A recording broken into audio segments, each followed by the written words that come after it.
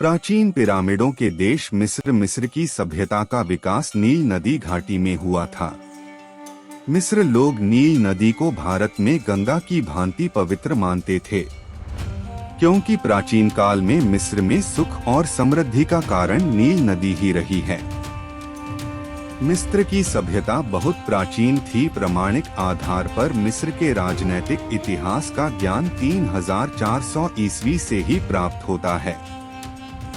Minis नामक शासक ने 3400 ईसा पूर्व ही इसका राजनैतिक ढांचा खड़ा किया था। इथियोपी, नूबी एवं निलियम जाति के लोगों ने मिस्र की सभ्यता का निर्माण किया था। मिस्र की सभ्यता के इतिहास में पिरामिड युग, सामंतशाही युग एवं साम्राज्यवादी युग विशेष उल्लेखनीय है। इनमें से मिस्र के पिरामिडों का युग सबसे महत्वपूर्ण था। नेपोलियन बोनापार्ट ही वह व्यक्ति थे जिनके द्वारा ही मिस्र की सभ्यता की खोज हुई थी। ऐसा कहा जाता है कि एक काफी बड़ा शिलालेख साल 1798 में नील नदी के मुहाने पर मौजूद रोजिटा नाम की जगह से नेपोलियन बोनापार्ट को मिला था। यह शिलालेख तकरीबन 112 सेंटीमीटर लंबा था और इसकी चौड़ाई तकरीबन 70 सेंटीमीटर के आसपास थी। इस शिलालेख पर स्टडी करने के बाद साल 1818 में लोगों को मिस्र की सभ्यता के बारे में जानकारी हासिल हुई। मिस्र का पिरामिड युग इसलिए भी प्रसिद्ध है क्योंकि इस युग के दरमियान यहाँ के राजाओं ने मिस्र में काफी बड़े बड़े पिरामिड का निर्माण करवाया, जो आज भी जब आप इजिप्ट देश में जाएंगे तो आपको दिखाई देंगे। इजिप्ट देश को ही पहले मिस्र कहा जाता था। इजिप्ट यानी कि मिस्र देश की सभ्यता ने कई ऐसी अनमोल धरोहर इंसानी जाति को दी जिसके लिए हमें उनका एहसान मानना चाहिए। मिस्र की सभ्यता ने इंसानी जाति को कागज के बारे में जानकारी प्रदान की। इसके अलावा सिंचाई के तरीके के बारे में भी जानकारी दी। इसके साथ ही बांध और नहरों का निर्माण किस प्रकार से किया जाता है, टैक्स रिकवरी, बड़े और विशाल मंदिरों का निर्माण, अंक चिन्हों की जानकारी, गुणा भाग करने के तरीके, केमिकल पेस्ट बनाने की जानकारी, मम्मी को कैसे सुरक्षित रखा जाए, इसकी जानकारी भी प्रदान की। प्राचीन मिस्र के लोग बालों से बहुत ज्यादा घिन करते थे, इसलिए वह अपने शरीर पर काफी कम बाल रखते थे। उनके हिसाब से यह स्वास्थ्य के लिए सही नहीं होता था। मिस्र के लोग सुरमा लगाना भी पसंद करते थे। इसके अलावा वह मेकअप करना भी काफी ज्यादा पसंद करते थे।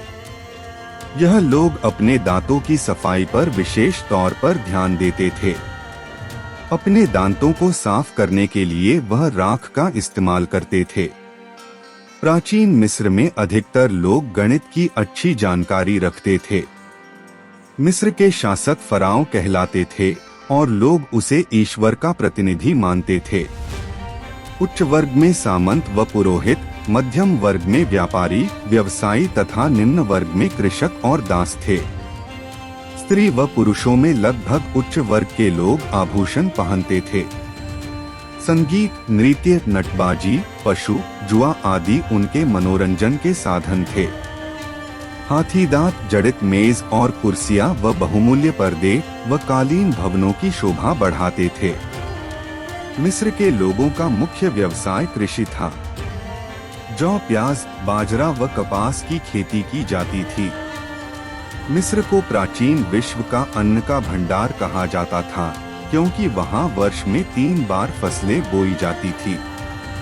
बकरी, गधा, कुत्ता, गाय, ऊंट आदि पालतू पशु थे। मिस्र में धातु, लकड़ी, मिट्टी, कांच, कागज तथा कपड़े का काम करने वाले कुशल कारीगर थे। मिस्रवासी लकड़ी पर नक्काशी एवं कांच पर चित्रकारी के कार्य से भी अवगत थे। वे वस्तु विनिमय द्वारा व्यापार करते थे। अरब व इथोपिया से उनके व्यापारिक संबंध थे। मिस्र के लोगों ने तारों व सूर्य के आधार पर अपना कैलेंडर बना लिया था तथा वर्ष के 360 दिन की गणना कर ली थी। मिस्रवासियों ने धूप की घड़ी का आविष्कार कर लिया था। उन्होंने अपनी वर्णमाला विकसित करके पेपीरस पेड़ की लकड़ी से कागज का निर्माण किया था। मिस्रवासियों का विश्वास था कि मृत्यु के बाद शव में आत्मा निवास करती है। वे शव पर एक विशेष प्रकार के तेल का इस्तेमाल करते थे। इससे सैकड़ों वर्षों तक शव सड़ता नहीं था। शवों की सुरक्षा के लिए समाधियां बनाई जाती थी, जिन्हें वे लोग पिरामिड कहते थे। पिरामिडों में रखे गए शवों को ममी कहा जाता था। मिस्र के पिरामिड में गीजा का पिरामिड प्राचीन वास्तुकला की दृष्टि से सर्वश्रेष्ठ कलाकृति है। गीजा का पिरामिड 481 फीट ऊंचा तथा 755 फीट चौड़ा है। इसमें 2.5 टन के 23 लाख पत्थर के टुकड़े लगे हुए हैं। इसके बाहर पत्थर की एक विशालकाय नृसिंह की मूर्ति, जिसे स्फिंक्स कहा जाता है, बनी है। मिस्र के पिरामिड मिस्रवासियों के गणित और ज्यामिति ज्ञान के साक्षी है। मिस्र में अब तक कई ऐसे पिरामिड विद्यमान हैं। नील घाटी के दोनों ओर रेगिस्तान और पहाड़ियां होने के कारण मिस्र पर विदेशी आक्रमण नहीं हुए और प्रकृति के सुरक्षा कवच में यह सभ्यता विकसित होती चली गई। इसके 3 तरफ जलीय भूभाग विस्तृत थे, तो एक तरफ विशाल मरुभूमि फैली हुई थी। उत्तर, पूर्व और दक्षिण में यह क्रमशः भूमध्य सागर, लाल सागर और नील नदी से घिरा हुआ था। नील नदी इथोपिया के युगांडा पर्वत से निकलती है। टोलेमी ने इस पहाड़ को चांद का पर्वत तथा स्टेनले ने स्थानीय भाषा में रुवेंजोरी कहा है। यह पर्वत 12 महीने बर्फ से ढका रहता है और इस क्षेत्र में अत्यधिक वर्षा होती है। वर्षा तथा बर्फ का पिघला हुआ पानी 3 झीलों में भर जाता है, जिनके नाम विक्टोरिया, अल्बर्ट और एडवर्ड हैं। ये झीलें ही नील नदी का मूल स्रोत हैं। मिस्र के लोगों का मुख्य व्यवसाय कृषि था। मिस्र को प्राचीन विश्व का अन्न का भंडार कहा जाता था, क्योंकि वहां वर्ष में 3 बार फसलें बोई जाती थी। मिस्र में धातु, लकड़ी, मिट्टी, कांच, कागज तथा कपड़े का काम करने वाले कुशल कारीगर थे। मिस्रवासी लकड़ी पर नक्काशी एवं कांच पर चित्रकारी के कार्य से भी अवगत थे। वे वस्तु विनिमय द्वारा व्यापार करते थे। अरब व इथोपिया से उनके व्यापारिक संबंध थे। मिस्र के लोगों ने तारों व सूर्य के आधार पर अपना कैलेंडर बना लिया था तथा वर्ष के 360 दिन की गणना कर ली थी। मिस्रवासियों ने धूप की घड़ी का आविष्कार कर लिया था। उन्होंने अपनी वर्णमाला विकसित करके पेपीरस पेड़ की लकड़ी से कागज का निर्माण किया था। मिस्रवासियों का विश्वास था कि मृत्यु के बाद शव में आत्मा निवास करती है। वे शव पर एक विशेष प्रकार के तेल का इस्तेमाल करते थे। इससे सैकड़ों वर्षों तक शव सड़ता नहीं था। शवों की सुरक्षा के लिए समाधियां बनाई जाती थी, जिन्हें वे लोग पिरामिड कहते थे।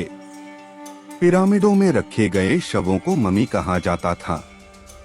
मिस्र के पिरामिड में गीजा का पिरामिड प्राचीन वास्तुकला की दृष्टि से सर्वश्रेष्ठ कलाकृति है। गीजा का पिरामिड 481 फीट ऊंचा तथा 755 फीट चौड़ा है। इसमें 2.5 टन के 23 लाख पत्थर के टुकड़े लगे हुए हैं।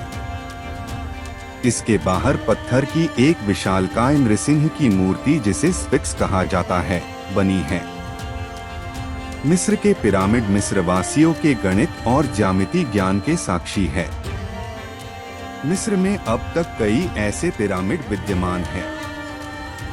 नील घाटी के दोनों ओर रेगिस्तान और पहाड़ियां होने के कारण मिस्र पर विदेशी आक्रमण नहीं हुए और प्रकृति के सुरक्षा कवच में यह सभ्यता विकसित होती चली गई। इसके 3 तरफ जलीय भूभाग विस्तृत थे, तो एक तरफ विशाल मरुभूमि फैली हुई थी।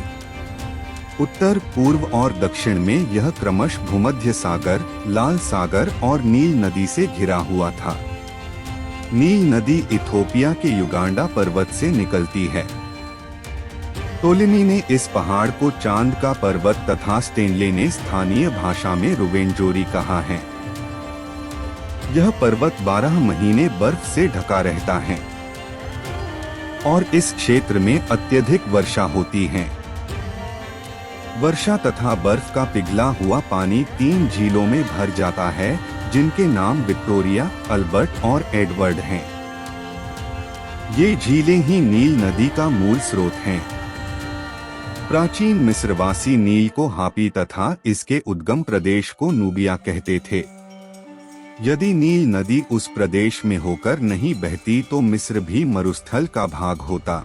इसी कारण यूनान के आरंभिक इतिहासकार हेरोडोटस ने मिस्र को नील का वरदान कहा है। इतिहासकार हेज वमून ने मिस्र को नील नदी की पुत्री तथा सरदेसाई ने नील नदी को भेंट कहा है।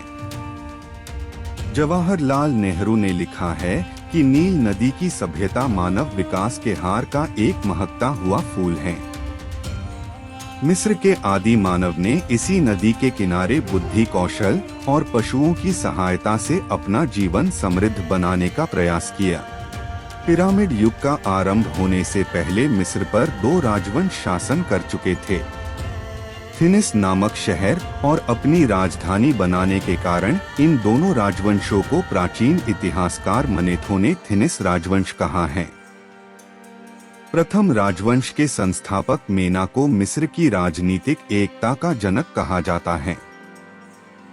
वह मिस्र का पहला राजा था जिसने ऊपरी और निचले मिस्र को संयुक्त कर राजनीतिक एकता प्रदान करते हुए केंद्रीय सत्ता की नींव रखी। तीसरे वंश के संस्थापक जोसेर के शासनकाल में इन्होतेप नामक पुरोहित ने अपने राजा के लिए सक्कारा में एक नए आकार प्रकार की सीढ़ीनुमा कब्र बनवाकर पाषाण वास्तुकला को जन्म दिया।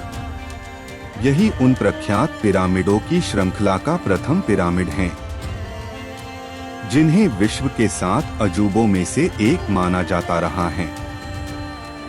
इन्होतेप न केवल वजीर व वास्तुकार था बल्कि लियोनार्दो द विंची की तरह बहुत सी प्रतिभा का धनी था। उसकी मृत्यु के लगभग 2500 वर्षों के बाद यूनानी लोग उसे चिकित्सा शास्त्र का देवता मानते थे। जोसेर के उत्तराधिकारी नेफ्रू के शासनकाल में बने पिरामिड में सीढ़ियों के खाली भागों को भरवाकर ढलवा कर दिया गया। यह पहला पूर्ण पिरामिड था। इसके बाद सभी पिरामिड सीढ़ीदार के स्थान पर ढलवा बनाए गए। नेफ्रू ने 170 फुट लंबा एक पानी का जहाज भी बनवाया, जिससे विदेशी व्यापार को बढ़ावा मिला। दोस्तों, ये थी मिस्र की कहानी। कैसी लगी कमेंट करके जरूर बताएं और ऐसी ही रोमांचक कहानी सुनने के लिए हमारे चैनल को सब्सक्राइब करें।